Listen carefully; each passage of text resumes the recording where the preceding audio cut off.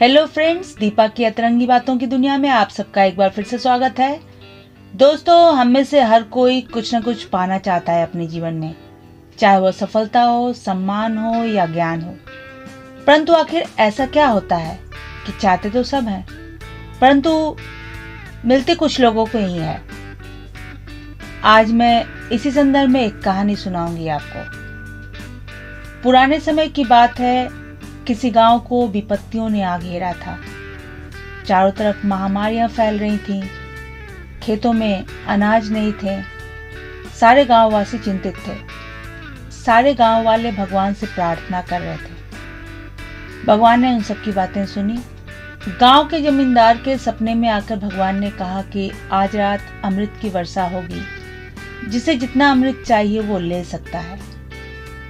परंतु यह अमृत अपना प्रभाव तभी दिखाएगी जब यह किसी पात्र में भरी जाए। धरती पर गिरकर यह प्रभावहीन हो जाएगी। पात्र में भरे अमृत की महज एक बूंद भी असाध्य से असाध्य बीमारियों को दूर कर सकती हैं। खेतों में फसलें लहला सकती हैं। गांव के जमींदार ने यह खबर बड़े ही गर्व के साथ समस्त गांववासियों को सुनाई। गांव में खुशी की लहर दौड़ पड़ी। समस्त ग्रामवासियों ने अपने अपने घर के समस्त पात्रों को अपने घरों के आंगन और छतों पर रख दिया। रात भर अमृत की वर्षा हुई और सबके पात्रों में अमृत भर गए। परंतु वह जमींदार रात भर आराम से चादर तानकर सोता रहा, क्योंकि उसे यह लगता था कि वह इतना बड़ा जमींदार है तो अमृत की वर्षा करने से पहले भगवान फिर से उसके सपने में आएंगे और उसे बताएंगे। तब वो अपने चौकीदारों से, अपने नौकरों से कहकर अमृत इकट्ठा करवा लेगा। परंतु ऐसा कुछ भी नहीं हुआ। समस्त ग्रामवासियों के पात्रों में अमृत तो भर गए, परंतु जमींदार को एक बूंद भी अमृत प्राप्त नहीं हुई। दोस्तों, हमें से बहुत सारे लोग उस जमींदार की तरह भी होते हैं, जिन्हें यह लगता है कि वह बहुत बड़े आदमी हैं। सब लोग उनके सामने झुकेंगे, सब लोग उनका लोहा मानेंगे। परंतु ऐसे लोग यह भूल जाते हैं कि चाहे सफलता हो, सम्मान हो या ज्ञान हो, कुछ भी पाने के लिए अपने मन से अहंकार को हटाकर उसे खाली करना होता है।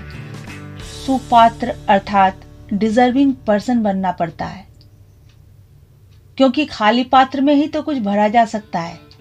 जो पहले से ही भरा हो उसमें भला और क्या भरा जा सकता है।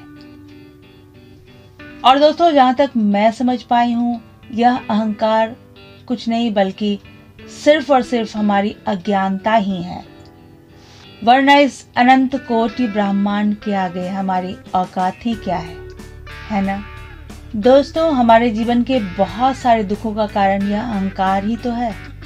मसलन, फला व्यक्ति ने हमारा सम्मान नहीं किया, उसने हमारी बात नहीं मानी, वह हमारे अनुसार क्यों नहीं चलता, उसने हमसे अनुमति क्यों नहीं ली, मैं भला अपनी जिद से क्यों हटूं, उसे मेरे सामने झुकना चाहिए, वगैरह वगैरह।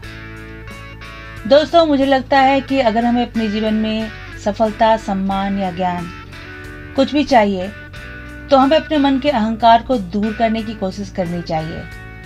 दोस्तों, ऐसी ही कुछ अन्य अतरंगी बातों के साथ मैं फिर से हाजिर होंगी। तब तक के लिए बाय बाय।